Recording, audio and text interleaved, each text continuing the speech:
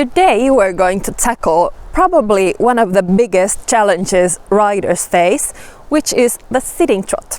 Do you ever feel unbalanced, maybe stiff, very tense? It's impossible to maintain your position and you're bouncing.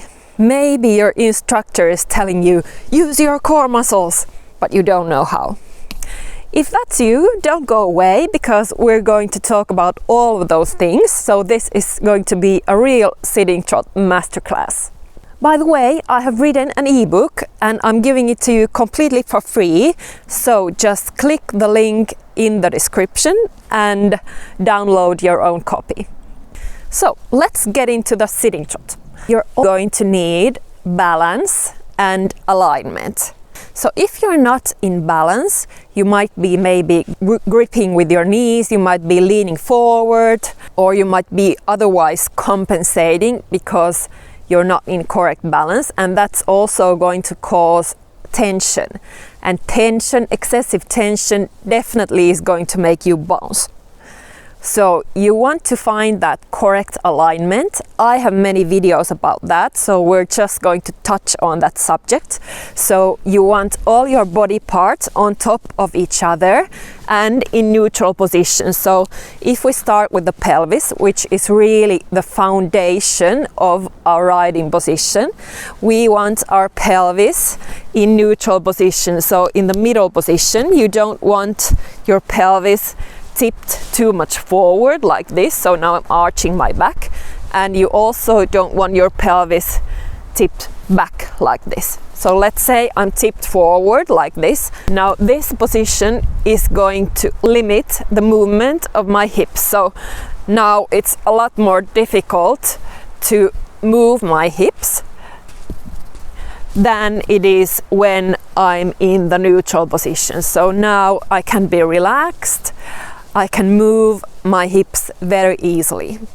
So if we think about the movement of the horse's back, of course the horse is going to go up and down because there is that flight phase in trot, but also the horse's back is going to make this little side-to-side movement. So if you watch a horse from back or from front, you're going to see the rib cage swinging like this.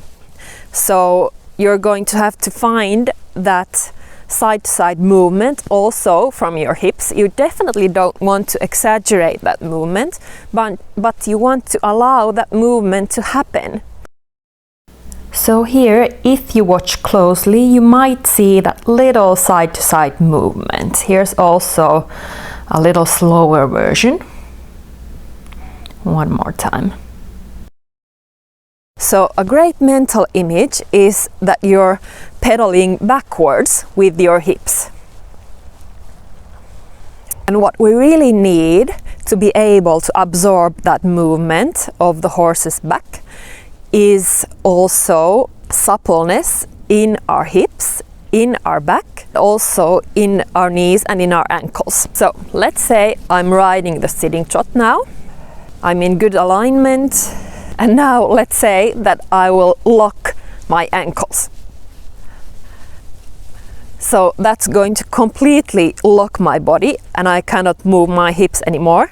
Also, let's say that there is a restriction in my right hip and it's not going to move as much.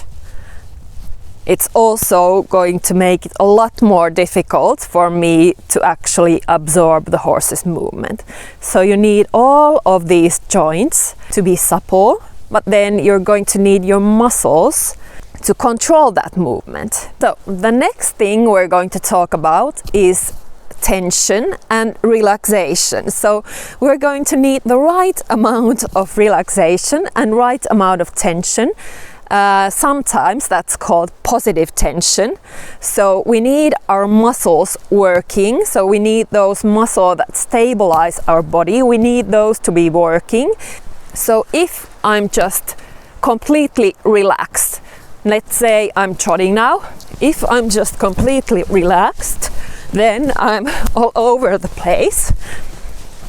If I'm too tense, then I'm just going to be very stiff and then I'm going to start bouncing. So I need to have the right amount of muscle engagement,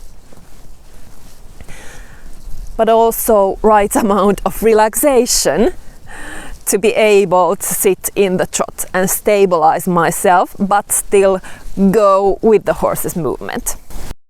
Here I'm demonstrating being too relaxed. So when I'm not using my core muscles and when my core muscles are not working enough to stabilize my body, so you can really see how much movement there is in my back, and also my legs are very unstable, and even my hand is very unstable when my core muscles are not working to stabilize my body.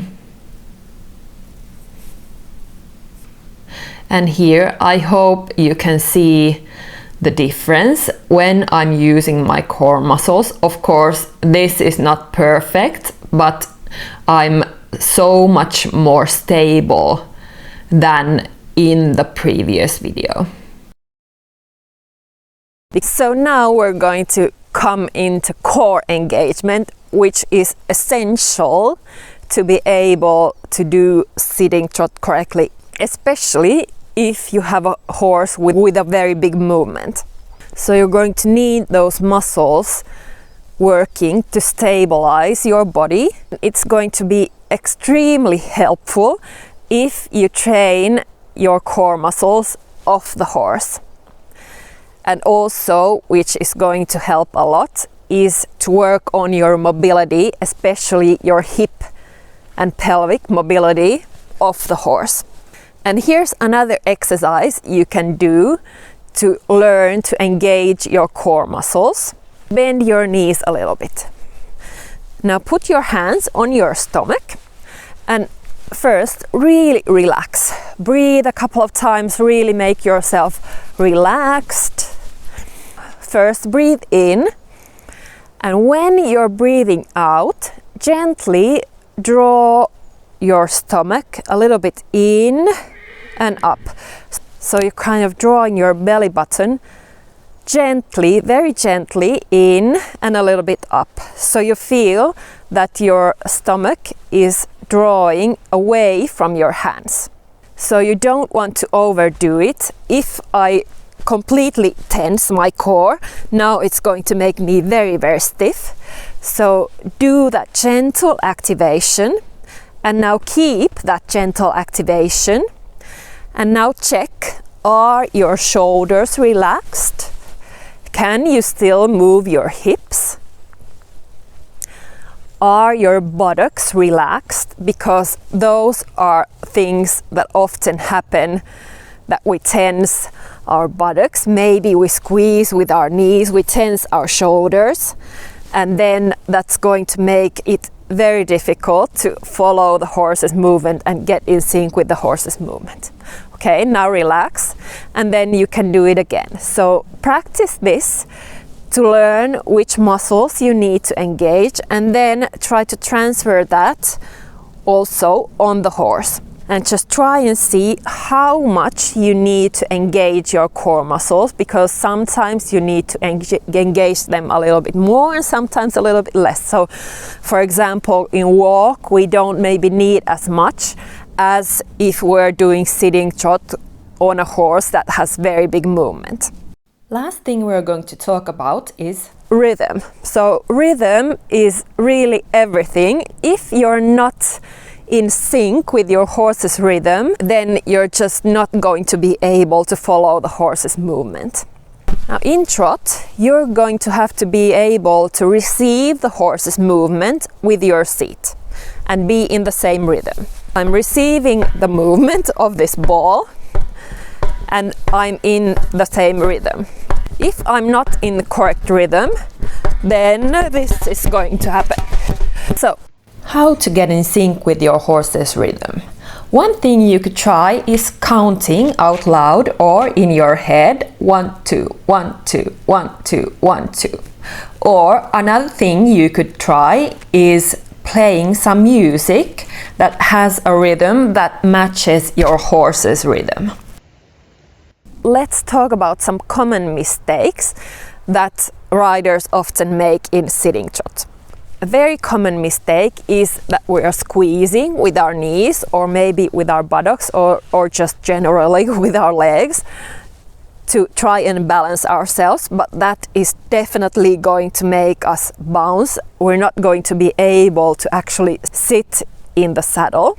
Another common mistake is that riders are pushing against the stirrup to keep their legs down, but that's actually going to cause the leg to become very stiff, and also the rider is going to kind of push themselves out of the saddle, and again it's impossible to sit around the horse and go with the horse's movement. Another very common mistake is leaning forward and also leaning back. And again, if you're leaning forward, if you're leaning back, that means that you're not in balance, your core muscles cannot work properly, and it's going to be a lot more difficult to sit in the trot. And another common mistake in sitting trot is that the riders are hanging in the reins for balance. That is going to definitely make the horse tense, which means when the horse is tense, it's going to be even more difficult to sit in the trot. A couple of tips on how to start practicing the sitting trot. So at first, don't overdo it. Don't even try to sit in the trot for very long periods of time. Just do maybe like one short side or 5 steps or 3 steps or whatever, and then go back to rising trot, or do transitions. So you do a transition to trot and then do a couple of steps trot and then go back into walk. So my last tip is that you should always try and remember to breathe. If you're not breathing properly, if you're maybe holding your breath, that's definitely going to make you more and more tense. And that's what we don't want, because tension is going to make us bounce in the saddle. So just remember to breathe deeply, breathe into the lower parts of your lungs. You can think that you're breathing into your lower back or into the lower parts of your stomach, whatever works for you. That's going to help a lot in your sitting trot. So I hope this video was helpful, and I'll see you in the next one. Bye!